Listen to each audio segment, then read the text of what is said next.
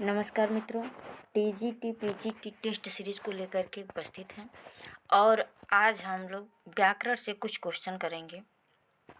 देखते हैं। तो क्वेश्चन नंबर 1 है, किस स्वर का ह्रस्व नहीं होता। क्वेश्चन नंबर 1 है, किस स्वर का ह्रस्व नहीं होता। तो ए ली, बी री, सी ए औ, डी ए ओ, ऐ औ। तो इसका ऑप्शन नंबर डी सही हो जाएगा, ए ओ ऐ औ। वैसे किस स्वर का ह्रस्व नहीं होता है, तो री ए औ, री का होता है।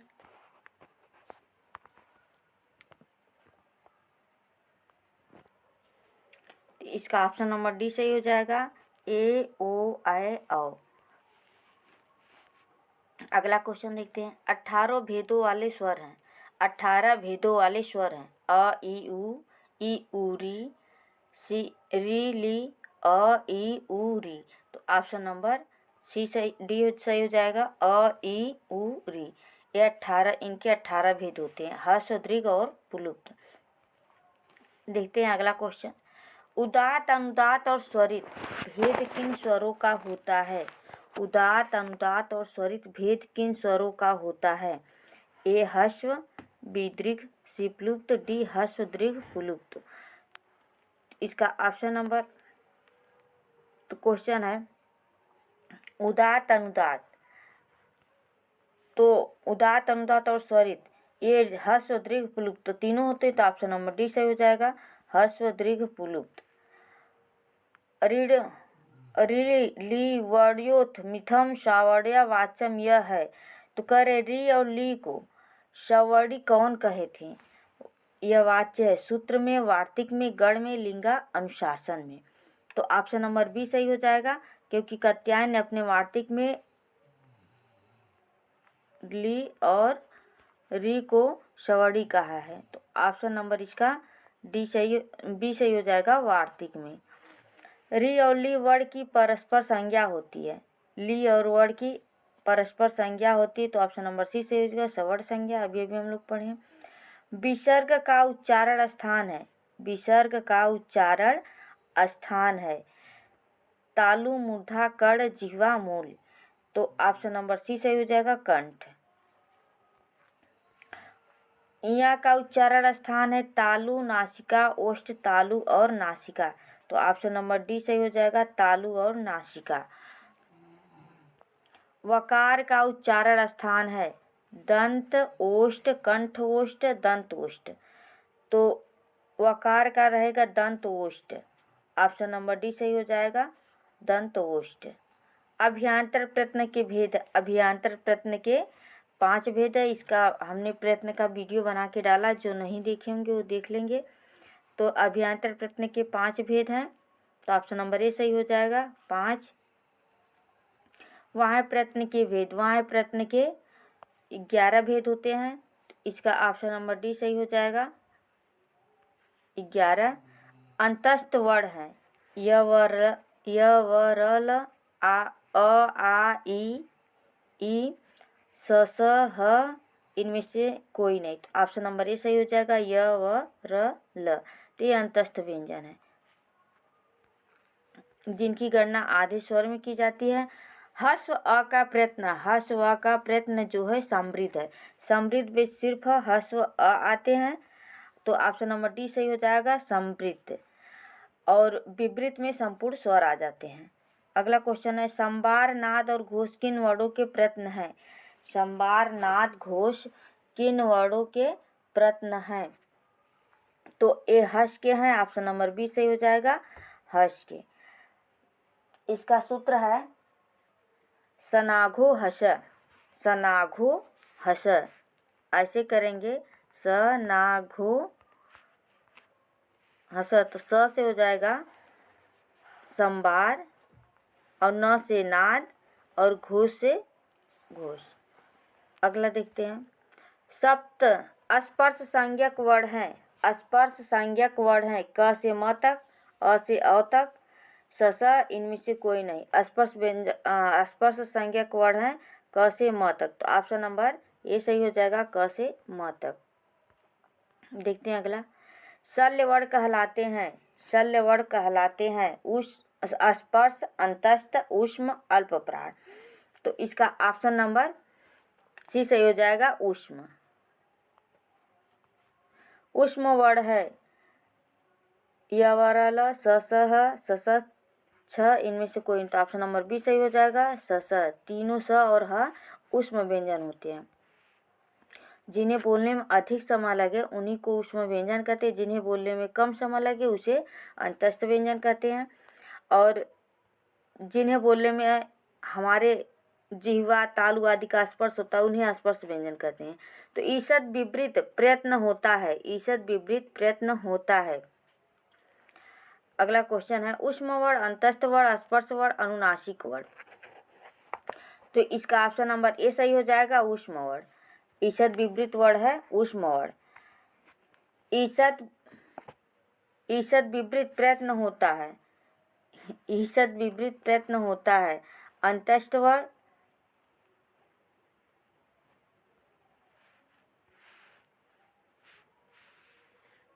अंतस्थ वर्ण। तो अगला क्वेश्चन है ईषद विपरीत प्रयत्न होता है ऊष्म वर्ण का, स्पर्श वर्ण का, अंतस्थ वर्ण का, निरनुनासिक। तो ऑप्शन नंबर ए सही है, ऊष्म वर्ण का। अगला क्वेश्चन है अस्पृष्ट प्रयत्न होता है, अस्पृष्ट प्रयत्न होता है ऊष्म वर्ण का, स्पर्श वर्ण का, अंतस्थ वर्ण का, अनुनासिक वर्ण का। तो ऑप्शन नंबर बी सही हो जाएगा, स्पर्श वर्ण का। स्वरों का प्रयत्न होता है, स्वरों का प्रयत्न होता है अस्पृष्ट, ईषद विपरीत, विपरीत, समृद्ध। तो इसका ऑप्शन नंबर सी सही हो जाएगा, विपरीत। संपूर्ण स्वरों का जो प्रयत्न होता है वह विपरीत में होता है।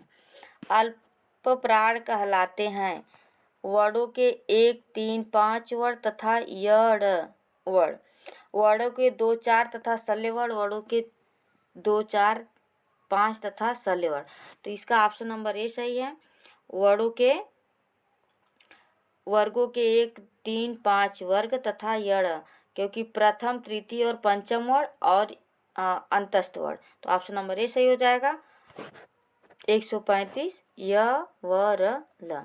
अगला देखते हैं री कितने प्रकार के सवर्णों का बोधक है, री कितने प्रकार के सवर्णों का बोधक है। तो इसका 20, 18, 12, 30। तो री जो है ऑप्शन नंबर बी सही हो जाएगा, 18। री 18 प्रकार के स्वरों का बोधक है।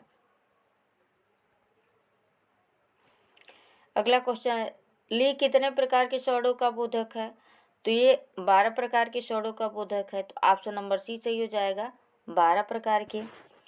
अगला क्वेश्चन है उदित का संधि विच्छेद होता है, उदित का संधि विच्छेद होता है।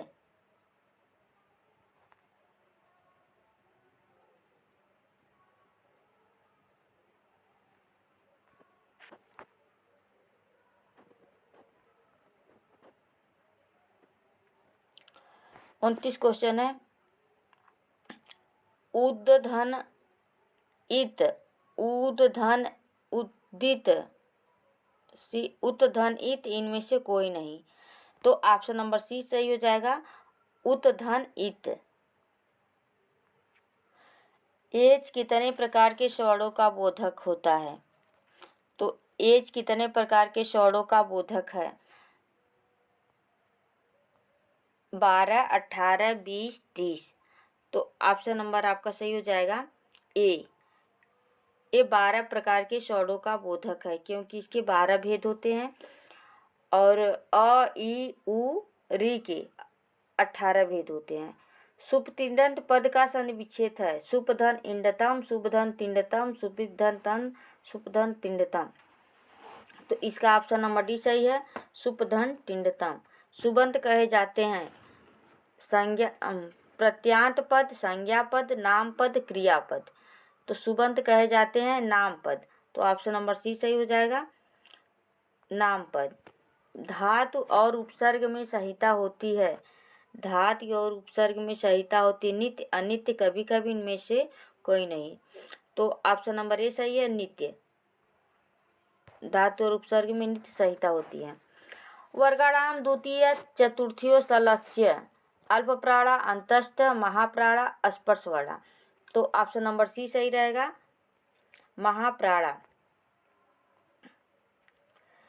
अविधेयी मानो अड़ुंचि सवर्ण संज्ञा असवर्ण संज्ञा भ संज्ञा घू संज्ञा। तो सवर्ण संज्ञा होता है, ऑप्शन नंबर ए सही हो जाएगा, सवर्ण संज्ञा। इको यड़च सूत्र में इक है, इको यड़च सूत्र में इक है, तो इक है प्रत्यय अप्रत्यय सूत्र इनमें से कोई नहीं। तो ऑप्शन नंबर बी सही हो जाएगा, अप्रत्यय है। इको यड़च में सूत्र इक अप्रत्यय है, इको यड़च सूत्र में यड़ है, अप्रत्यय प्रत्यय ई उ री ली इनमें से कोई नहीं।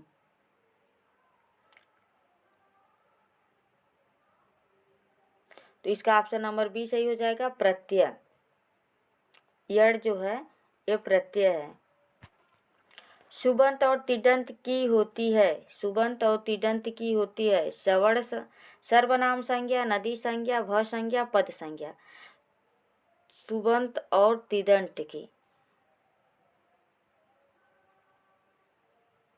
पद संज्ञा होती है। सुप में 21 पद होते हैं और तिडंत में 18 पद होते हैं। पद संज्ञा है भवती राम पठ त्रि। तो कह रहे हैं कि पद संज्ञा होती है, तो पद संज्ञा भवती, ये सही हो जाएगा।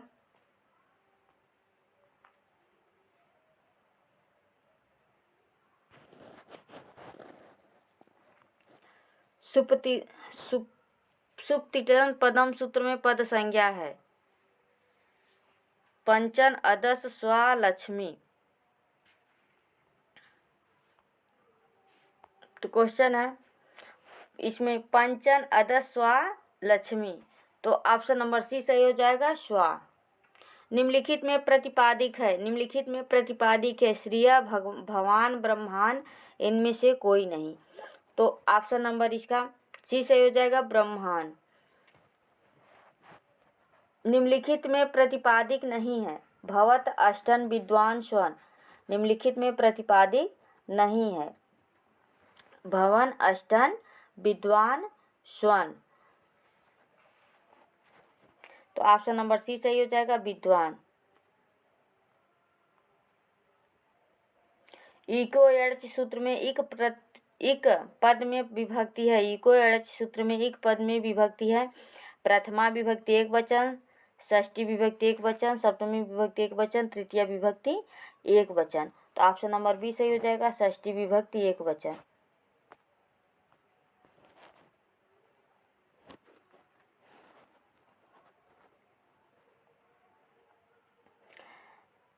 अगला क्वेश्चन, इको एड़च में अच पद में विभक्ति है, इको एड़च में अच पद में विभक्ति है। पंचमी एक वचन, षष्टमी एक वचन, सप्तमी एक वचन, तृतीया एक वचन। तो सप्तमी एक वचन है, ऑप्शन नंबर सी सही हो जाएगा, सप्तमी एक वचन। समास में संहिता होती है अनित्य नित्य यदा कदा इनमें से कोई नहीं, तो नित्य होती है, ऑप्शन नंबर बी सही हो जाएगा, नित्य। वाक्य में संहिता होती है, वाक्य में नित्य वैकल्पिक अनित्य इनमें से कोई नहीं, तो बी सही हो जाएगा, वैकल्पिक। व्याकरण अनुसार सादृश्य कितने प्रकार का होता है, व्याकरण अनुसार सादृश्य कितने प्रकार, 3, 5, 4, 2। तो ऑप्शन नंबर सी सही हो जाएगा, 4।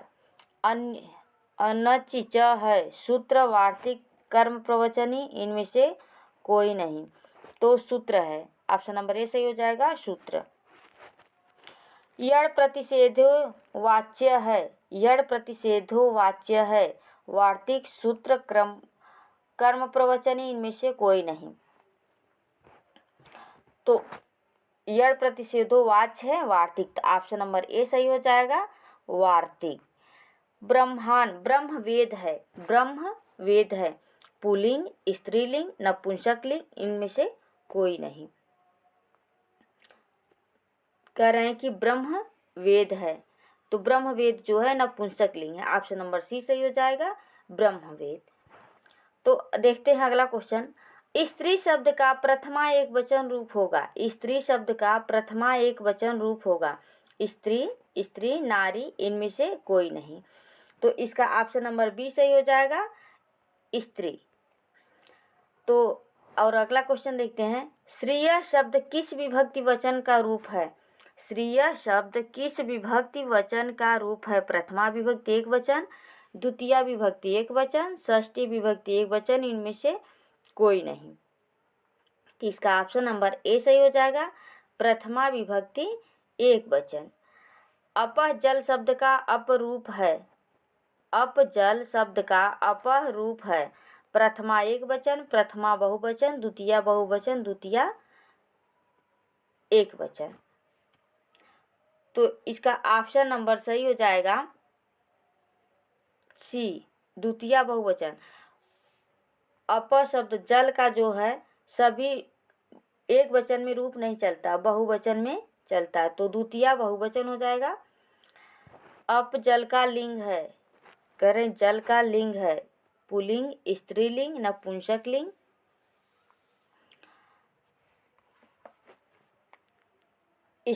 तो ऑप्शन नंबर बी सही हो जाएगा, स्त्रीलिंग। जल का लिंग है स्त्रीलिंग।